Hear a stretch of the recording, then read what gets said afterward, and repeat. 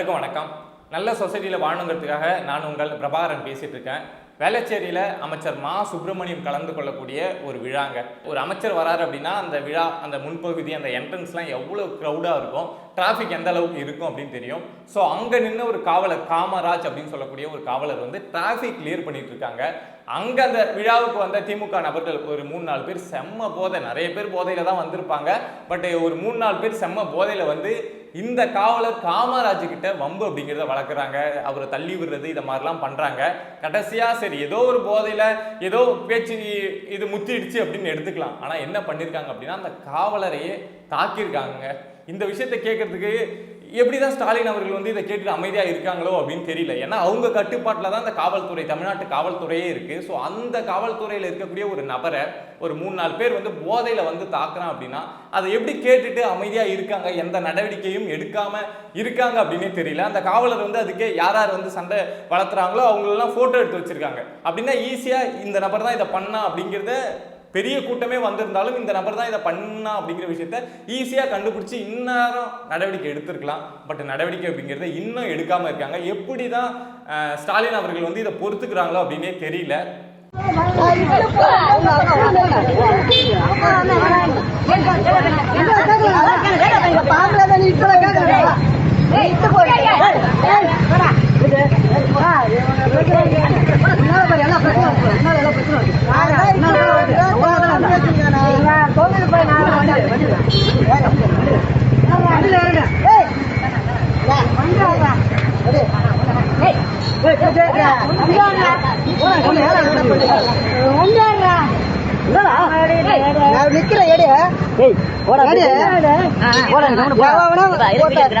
Video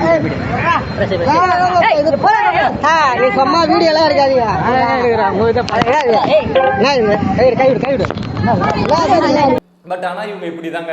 இதுக்கு முன்னாடி இதே மாதிரி ஒரு திமுக ஃபங்க்ஷனில் தான் 2 பெண் காவலர்களுக்கு பாலியல் சீண்டல் அப்படிங்கிறத இதே திமுக காரங்க பண்ணாங்க அப்படிங்கிறது நமக்கு தெரியும். அதில் என்ன நடவடிக்கை எடுத்தாங்கன்னு நினைக்கிறீங்க? எதுவுமே பண்ணல. ஒரு வாரம் அது அப்படியே லைட்டாக பேசு பொருளாக இருந்தது. அதுக்கப்புறம் அவனுங்க 2 பேரும் வெளியில தான், அந்த காவலர்களுக்கு, பெண் காவலர்களுக்கு பாலியல் சீண்டல் கொடுத்த அவனுங்க 2 பேர் வந்து வெளியில தான் சுத்திட்டு இருந்தானுங்க. ஸோ பெண் காவலர்களுக்கே அப்படி நடந்தது, அதுவும் பாலியல் சீண்டல் நடந்ததையே ரொம்ப சாதாரணமாக விட்டுட்டு போன இவங்க இப்போ இந்த விஷயத்தில் மட்டும் நடவடிக்கை எடுத்துருவாங்களா அப்படின்னு நினைக்கிறீங்களா? அதுக்கெல்லாம் வாய்ப்பே கிடையாது. பட் எடுக்கிறாங்களா அப்படின்னு பொறுத்திருந்து பார்ப்போம்.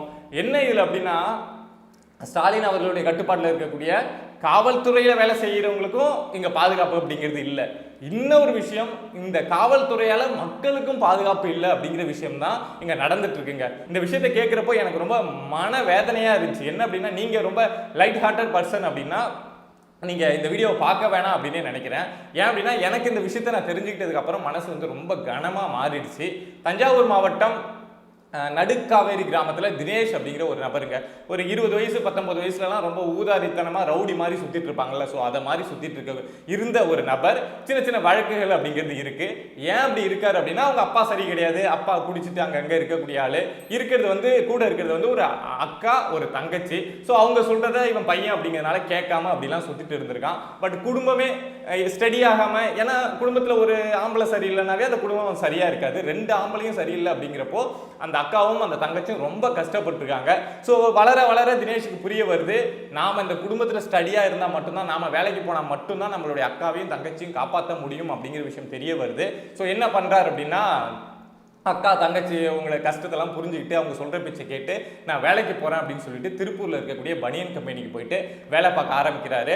அதே மாதிரி அக்காவும் தங்கச்சியும் 2 பேருமே அங்கங்கே வேலைக்கு போயிட்டு படிக்கவும் செய்கிறாங்க. 2 பேருமே படிக்கிறாங்க, ஃபர்ஸ்ட் கிராஜுவேட்டு. தம்பி மட்டும் படிக்கல, அவன் ஊதாரித்தனமாக சுற்றிட்டு இருந்துட்டான். அதனால் இப்போ போயிட்டு திருப்பூரில் பனியன் கம்பெனியில் வேலை பார்க்குறான். ஸோ ஓரளவுக்கு ஸ்டடி ஆகி அக்கா 2 பேருமே படிச்சிருக்காங்க, வேலை தேடிட்டு இருக்காங்க, திருமணம் பண்ணணும், தம்பியும் வேலையில் இருக்கான் அப்படின்னு ஓரளவுக்கு நிதானமாக மாறிட்டு இருக்கு அந்த குடும்பம். ஸோ அந்த டைம்ல அந்த தினேஷ் என்ன பண்றான் அப்படின்னா, அவங்களுடைய அக்காவுக்கு ஒரு மாப்பிள்ளை அப்படிங்கிறது, ஏன்னா இவனை விட அக்கா பெரியவங்க அப்படிங்கிறதுனால, வயசாயிடுச்சு அப்படிங்கிறதுனால அக்காவுக்கு வந்து ஒரு மாப்பிள்ளை பார்த்து நிச்சயதார்த்தம் அப்படிங்கிறத முடிவு பண்ணிட்டாங்க. நிச்சயதார்த்தம் நடக்க போகுது. ஸோ அதுக்காக திருப்பூரில் வேலை பார்த்துட்டு இருந்த தினேஷ் வந்து ஊருக்கு வரான். ஊருக்கு வரப்போ என்ன தெரிய வருது அப்படின்னா அந்த தினேஷோட அப்பா ஊதாரித்தனமா சுத்திட்டு இருக்காருன்னு சொன்னல, அவரு வந்து அங்க இருக்கக்கூடிய சில நபர்கள்ட்ட வந்து இந்த பிளாக்ல சரக்கு விற்கிறதே தப்பு. அந்த சரக்கை வந்து தினேஷோட அப்பா வந்து வாங்கி விற்கிறது. அதாவது தினேஷோட அப்பா கிட்ட வந்து இந்த உன்கிட்ட ஒரு 100 பாட்டில் கொடுத்துட்றேன், நீ வித்து எடுத்துட்டு வா, உனக்கு இவ்வளவு சம்பளம் அப்படிங்கிற மாதிரி அங்க ஒரு ப்ராசஸ் அப்படிங்கிறது அந்த நடுக்காவேரி கிராமத்துல நடந்திருக்கு. ஸோ அது இந்த தினேஷ் காதுக்கு வருது.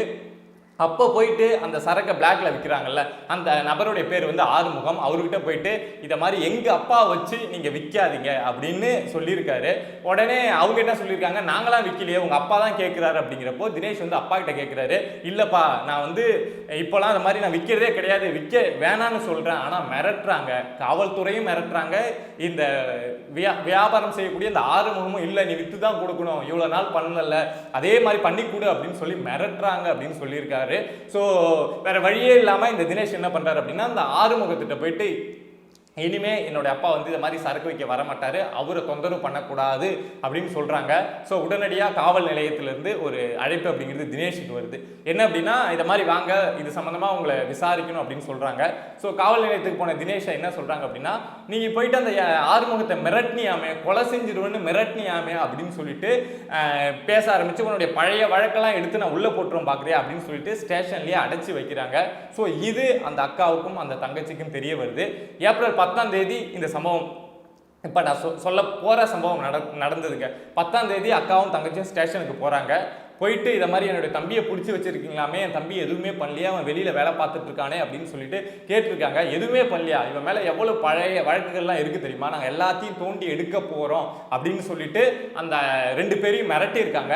இது போக அவங்க 2 பேரோட சமூகத்தை சொல்லி, நீங்கள் இந்த சமூகத்தை சேர்ந்தவங்க தாங்கண்ணே, அப்படி தானே இருப்பீங்க அப்படின்னு சொல்லி ரொம்ப அசிங்கமாக கீழ்த்தரமாக பேசியிருக்காங்க. அவங்களுடைய தம்பியவும் வெளியில் விட முடியாது, அவன் வந்து என்னையே மிரட்டினான்னு சொல்லிட்டு நான் கேஸ் போடுவேன் அப்படின்லாம் சொல்லிட்டு ஒரு பெண் ஆய்வாளர் அந்த 2 பேரையும், அந்த 2 பெண் பிள்ளைகளையும் மிரட்டி இருக்காரு. ஸோ அவங்களுக்கு என்ன பண்றது அப்படின்னே தெரியல, தம்பியை வெளியில எடுக்கணும்.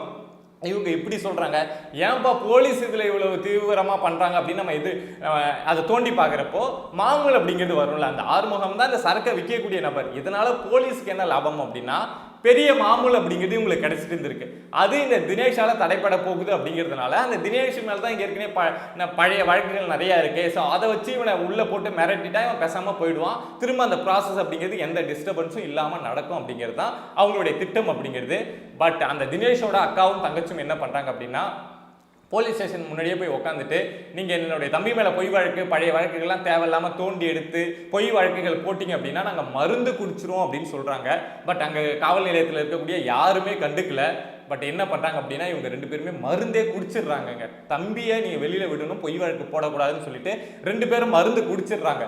அப்பவுமே மருந்து குடிச்சிட்டோம் அப்படின்னு சொன்னதுக்கு அப்புறம் கூட அந்த காவல் நிலையத்தில் இருந்த யாருமே அவங்க அப்படியே, இப்போ நம்ம தெரியல நம்ம போலீஸ் ஸ்டேஷன் போகிறோம் அப்படின்னா சைடில் உட்காந்தா கண்டுக்க கூட மாட்டாங்க. ஸோ அதே மாதிரியே தான் இருந்திருக்காங்க. பட் மருந்து குடிச்சு இவங்க அந்த நிலை தாண்டி மயங்கி விழுறப்ப தான் நம்ம மருந்து குடிச்சோம் அப்படின்னா வாயிலெல்லாம் அந்த மருந்து வர ஆரம்பிச்சிருவோம். ஸோ அதை மாதிரி வர ஆரம்பிச்சதுக்கு அப்புறம் தான் ரொம்ப நேரம் கழிச்சு தான் அவங்க பார்த்துட்டு சரி உண்மையாலும் மருந்து தான் குடிச்சிட்டாங்க போல அப்படின்னு அவங்கள வந்து மருத்துவமனைக்கு தூக்கிட்டு போயிருக்காங்க. மருத்துவமனைக்கு கொண்டு போன உடனே ஒரு அந்த நிச்சயதார்த்தம் பண்ணியிருந்தாங்கல்ல ஒரு அக்காவுக்கு, ஸோ அந்த தினேஷோட அந்த அக்கா வந்து இறந்து போயிட்டாங்க. இன்னொரு அக்கா வந்து உடல்நிலை ரொம்ப பாதிக்கப்பட்ட நிலையில இருக்காங்க. ஸோ இப்போ தினேஷ் வந்து ஜெயிலில் இருக்காரு. அந்த கிராமத்தில் இருக்கக்கூடிய மக்கள் வந்து இன்னும் அந்த உடலை வாங்காமல் இருக்காங்க. 10ஆம் தேதி இந்த சம்பவம் நடக்குது, இப்போ 15ஆம் தேதியில் இருக்கும், 5 நாள் ஆச்சு. இன்னும் அந்த கிராமத்து மக்கள் வந்து அந்த நிச்சயதார்த்தம் நடந்த அந்த பெண்ணோட உடலை வந்து வாங்காமல் இருக்காங்க. வாங்கிட்டா அதுக்கப்புறம் இந்த விஷயத்துல ஒண்ணுமே நடக்காதுல்ல. ஆனா காவல்துறை என்ன பண்ணிட்டு இருக்காங்க அப்படின்னா, இந்த விஷயம் எப்படியுமே வெளியில தெரிஞ்சிடக்கூடாது, இந்த சம்பவத்தை பத்தி வெளியில மீடியா பேசிடக்கூடாது அப்படிங்கிறதுனால இருட்டடிப்பு செய்யக்கூடிய விஷயங்களை பண்ணிட்டு இருக்காங்க. பட் என்ன பண்ண முடியும் அந்த கிராம மக்களால, எவ்வளவு போராட முடியும் அப்படின்னு தெரியல. இது வரைக்கும் ஒரு தாசில்தாரோ இல்ல ஒரு விஏஓவோ இல்ல யாருமே போயிட்டு அவங்களை மீட் பண்ணி நாங்க இந்த விஷயத்துல இது பண்றோம், இல்ல ஒரு இத மாதிரி விஷயம் இல்ல ஒரு மினிஸ்டர் கூட போய் பார்க்கலாம், பார்த்து இந்த விஷயத்துல என்ன நடந்திருக்கோ அதை நாங்க வெளியில கொண்டு வரோம், காவல் அதிகாரிகள் தப்பு பண்ணியிருந்தா அதை நாங்க அவங்களையும் தண்டிக்கிறோம் அப்படின்னு சொல்லிட்டு உடலை வாங்க சொல்லி அவங்கள்ட்ட சொல்லியிருக்கலாம். பட் யாருமே போய் பேச்சுவார்த்தை நடத்தாததுனால அவங்க குடும்பத்தில் வேற யாரும் இல்லை, அப்பா ஊதாரித்தனமா எல்லாரும் குடிச்சிட்டு சுத்திட்டு இருக்க மாறி இருப்பாரு. இதை மாதிரி என்னுடைய பொண்ணோட வாழ்க்கை இப்படி போயிடுச்சு, என்னோட பையன், ஏன்னா அவர் காலங்காலமா குடிச்சிட்டு இருந்த நபர். ஸோ இப்போ திரும்ப ஆரம்பத்தில் அந்த குடும்பம் ஒரு ஊதாரித்தனமா தான் இருந்தது. பட் ஒரு அளவுக்கு கஷ்டப்பட்டு ஒரு இடத்துக்கு வராங்க. பட் திரும்ப காவல் நிலையத்தில் நடந்த ஒரே ஒரு விஷயத்துக்காக, அதுவும் தினேஷ் எதுவும் தப்பா பண்ணிடல, ஸோ அந்த விஷயத்துக்காக திரும்ப அந்த குடும்பம் இப்போ இல்லாமலே போயிடுச்சு அப்படின்னு சொல்லலாம். இன்னொரு அக்காவும் ரொம்ப மருத்துவமனையில் வந்து அந்த மருந்து குடிச்சதுனால உடம்பு முடியாம தான் இருக்காங்க. ஸோ திரும்ப அந்த குடும்பம் வந்து மீண்டு வருமா அப்படின்னு தெரியல. பட் இதுக்கும் முதல்வர் அவர்கள் வாய் திறக்கல. யோசிச்சு பாருங்க, காவலர் ஒருத்தரை யாராவது அடிச்சாலும் வாய் திறக்க மாட்டேங்கிறாங்க, காவல்துறையால இங்க ஒருத்தவங்க வந்து செத்து போனாலும் வாய் திறக்க மாட்டாங்க. அப்படிங்கிறப்போ என்ன கட்டுப்பாட்டில் காவல்துறையை ஸ்டாலின் அவர்கள் வச்சிருக்காங்க அப்படின்னே தெரியல. இதுல வேற நேற்று ஒரு பேச்சுங்க, என்ன அப்படின்னா அம்பேத்கர் பிறந்த நாள் விழாவில் ஸ்டாலின் பேசுறப்போ சொல்றாங்க, பெண்களின் முன்னேற்றம் தான் இதய துடிப்பு அப்படின்னு சொல்லி பேசுறாங்க. ஒரு பெண்ணுடைய இதய துடிப்பை நின்று போச்சு, அதுவும் இவங்களுடைய கட்டுப்பாட்டில் இருக்கக்கூடிய காவல்துறை செஞ்ச தவறால ஒரு பெண்ணுடைய இதய துடிப்பு நின்று போயிருக்கு. இன்னொரு பெண்ணுடைய இதய துடிப்பு துடிக்குமா அப்படின்னு தெரியாத அளவுக்கு அந்த பெண் வந்து கஷ்டப்பட்டு இருக்காங்க. தப்பான தலைவரிடம் ஒரு துறை இருந்தது அப்படின்னா, ஒரு அமைச்சரிடம் ஒரு துறை இருந்தது அப்படின்னா, அந்த துறை எந்த அளவுக்கு மோசமா போவதற்கு வாய்ப்பு அப்படிங்கிறதுக்கு உதாரணமா நம்ம மற்ற துறையெல்லாம் அப்புறம் பத்தி பேசலாம். பட் இந்த காவல்துறை அப்படிங்கிறது அவ்வளவு மோசமா மாறி இருக்கு.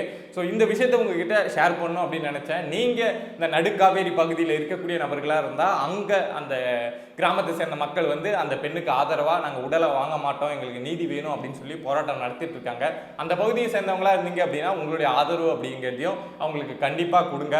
ஸோ இதை மாதிரி சொசைட்டியில் மக்களுக்கு எதிராக நடக்கக்கூடிய விஷயங்களை நீங்க தெரிஞ்சுக்கணும் அப்படின்னு நினைச்சீங்கன்னா, மக்கள் மட்டும் கிடையாதுங்க, ஒரு காவலருக்கு ஒரு பிரச்சனை வந்தது அப்படின்னா கூட நாம தான் அதை எடுத்து பேசுவோம். இப்போ ஒரு காவலரும் காமராஜ் அப்படிங்கிற ஒரு காவலரும் பாதிக்கப்பட்டிருக்காரு.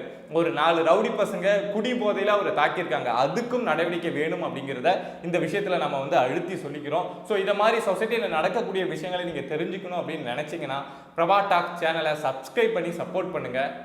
நன்றி.